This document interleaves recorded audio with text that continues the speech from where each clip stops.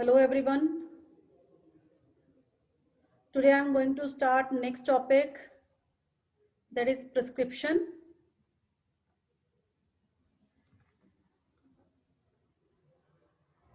Now, what is prescription? Prescription is a written order for diagnosis, prevention, or treatment of a specific patient's disease. And that order is written by a licensed practitioner. It is also written as by a proper physician,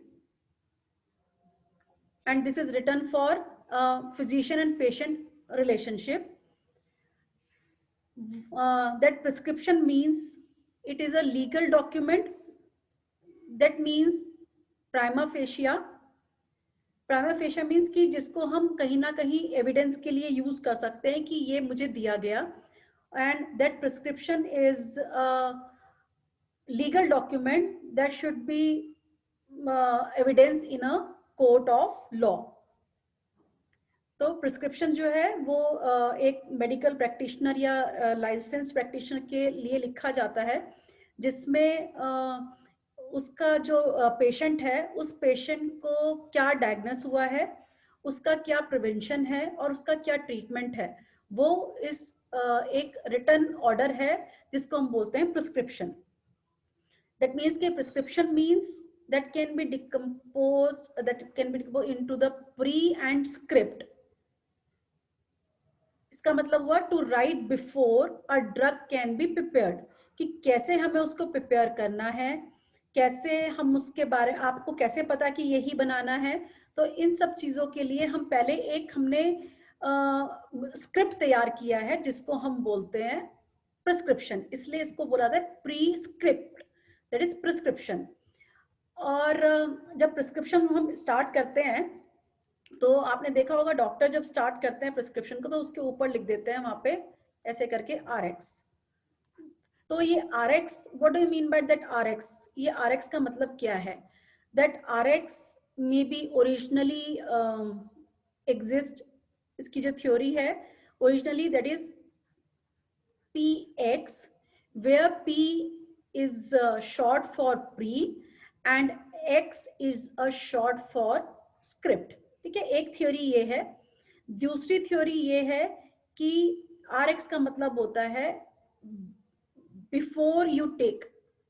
ठीक है, before you take.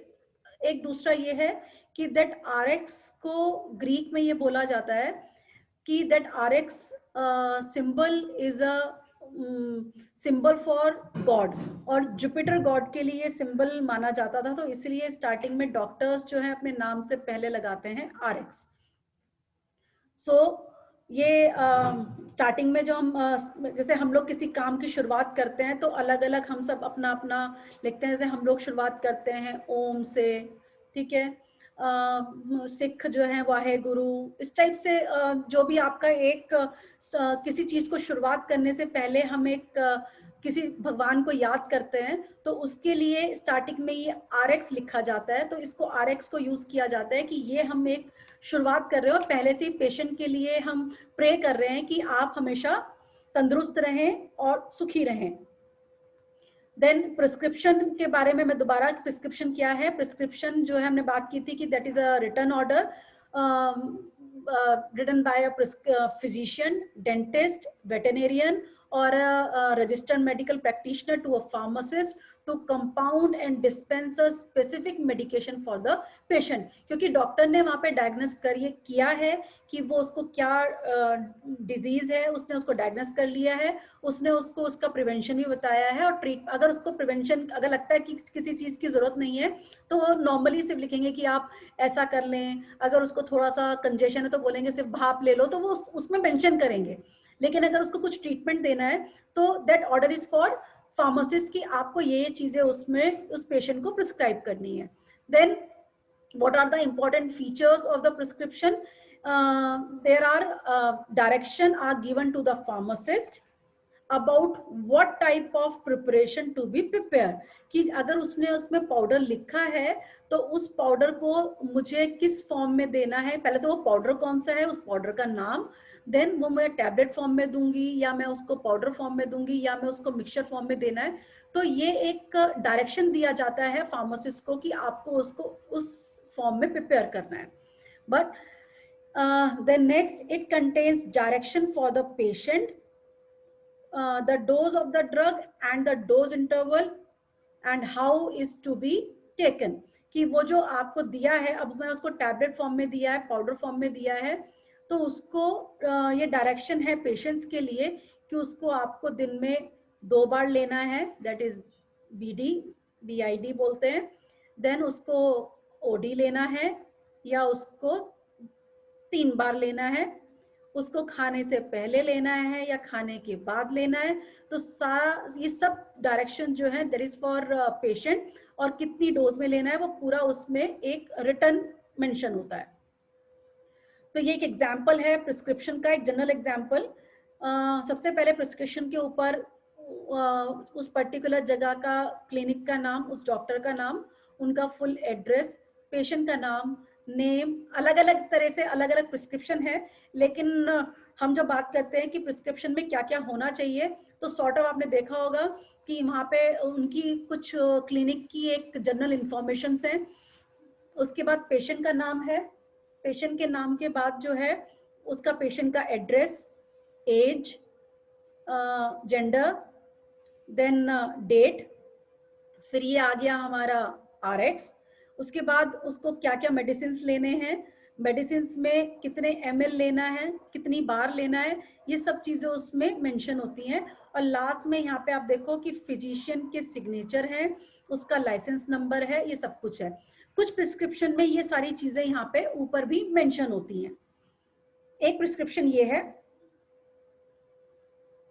इस prescription में doctor ने अपने बारे में बताया है कि वो क्या क्या करता है, उसकी जस्ट एक ad, just purpose for ad. फिर डॉक्टर का नेम, उसका स्पेशलाइजेशन, उनका mobile number and his registration number. Last prescription में ये इंफॉर्मेशन उन्होंने लास्ट में दी थी कि उनका लाइसेंस नंबर या रजिस्ट्रेशन नंबर क्या है, यहाँ पे उन्होंने ये स्टार्टिंग में दे दी है, ठीक है। देन यहाँ पे अब उन्होंने बताया कि उनकी क्या क्या फैसिलिटीज हैं, उन्होंने अपने प्रिस्क्रिप्शन में मेंशन की हुई है, और वो जो भी प्रिस्क्रिप्शन को उनको मेंशन करना होता है वो उसको ऐसे करके टिक कर देते हैं। अगर उनको पता है कि ECG करना है तो अपने ECG को इस तरह से टिक कर देंगे, तो उनको बार बार सारी चीजें लिखने की जरूरत नहीं होती है। इस प्रिस्क्रिप्शन में सारी लैंग्वेज जो है वो हिंदी में है। That language is based on कि वहां पर जो जेंट्री है वो जेंट्री कौन सी लैंग्वेज को ज्यादा अच्छा समझती है। अगर हम पंजाब में जाएं तो ये सारा मोस्ट प्रोबेबली पंजाबी में लिखा होगा, लेकिन डॉक्टर वहां पे उसको प्रिस्क्राइब दोनों में करेगा, दोनों में उसको समझाएगा। अगर आप कर्नाटका में जाते हैं तो ये कन्नड़ में लिखा होगा, डिपेंड्स। तो नॉर्मली कोशिश ये की जाती है कि जो डॉक्टर है उसको वहाँ की, डॉक्टर एंड फार्मासिस्ट दोनों को वहाँ की लोकल लैंग्वेज आनी चाहिए। और ये लोग यहाँ पे, ये जो है MP का है, तो MP की जो मेन लैंग्वेज जैसे हिंदी, तो उन्होंने यहाँ पे हिंदी में सारे प्रिस्क्रिप्शन में यहाँ पे मेंशन किया हुआ है। अब आप यहाँ पे देखो, name of patient, age, gender and weight, फिर पेशेंट का ID, क्योंकि अब बार बार पेशेंट आएगा तो उनको दोबारा उसकी हिस्ट्री पूछने की जरूरत नहीं है, उनको पूरी हिस्ट्री उसके कोड के अकॉर्डिंग उनको पूरी हिस्ट्री पता चल जाएगी। देन यहाँ पे उन्होंने उसको डायग्नोस जो किया है कि पेशेंट क्या कंप्लेन कर रहा है, फिर उन्होंने उसको क्या एग्जामिन किया है, फिर उसने उसको क्या डायग्नोस किया है, ये पेशेंट की कंप्लेंट्स है कि पेशेंट को क्या डिस्कम्फर्ट है या क्या कंप्लेंट्स है। फिर उन्होंने उसको एग्जामिन किया, देन उसको डायग्नोस किया, डायग्नोस करने के बाद अगर कुछ एडवाइस किया है वो, और उसको क्या एडवाइस किया उन्होंने कि ये मत खाना, वो मत खाना, ये एडवाइस कर दिया। और फिर उन्होंने एक सिंपल सा प्रिस्क्रिप्शन बनाया हुआ है कि पेशेंट को भी प्रॉब्लम ना हो, कि जैसे ये ड्रग है, इस वाले ड्रग को हमें मॉर्निंग में लेना है, साफ साफ लिखा हुआ है सुबह। Then second one is morning and रात में, ये 3 बार, morning, evening and night. Then this is, ये सिर्फ रात में इसको, तो ये है ऑल फॉर, ये 3 days के लिए, रिव्यू आफ्टर 3 days। और ये आगे यहाँ पे डॉक्टर के सिग्नेचर। उसके बाद जो लास्ट प्रिस्क्रिप्शन सब चीज ऊपर थी, इन्होंने यहाँ पे सब बता दिया कि ये टाइमिंग्स ये हैं, ये उनका कॉन्टैक्ट एड्रेस है, ये सब उन्होंने अपना एड्रेस नीचे मेंशन किया है। तो डॉक्टर्स अपने प्रिस्क्रिप्शन को एज पर की अपने हिसाब से थोड़ा सा चेंज कर सकते हैं, लेकिन यहाँ पे प्रिस्क्रिप्शन के जो मेनली एक प्रिस्क्रिप्शन ये है, देखो यही सेम डॉक्टर का प्रिस्क्रिप्शन है, यहाँ पे उन्होंने पूरा कंप्यूटराइज उसको करके मेंशन किया हुआ है, लेकिन इस वाले में उन्होंने हाथ से मेंशन किया है, but should be clearly written कि नाम ये है, क्या डायग्नोस किया। हम नॉर्मली बोलते हैं कि डॉक्टर की लैंग्वेज वो हैंडराइटिंग हमें समझ में नहीं आती है, बट आई थिंक आपको सब पूरी लैंग्वेज भी समझ में आ रही है। तो ये मॉर्निंग में लेनी है ये टैबलेट, फिर ये देखिए लिखे चूज कर खाएं, यानी कि दैट इज चूएबल टैबलेट, तो इसको तब लेना है। फिर ये दिन में 3 बार लेनी है, 3 ये लगाए हैं ये, और ये 2 दिन के लिए लेनी है। तो ये है प्रिस्क्रिप्शन। एक जस्ट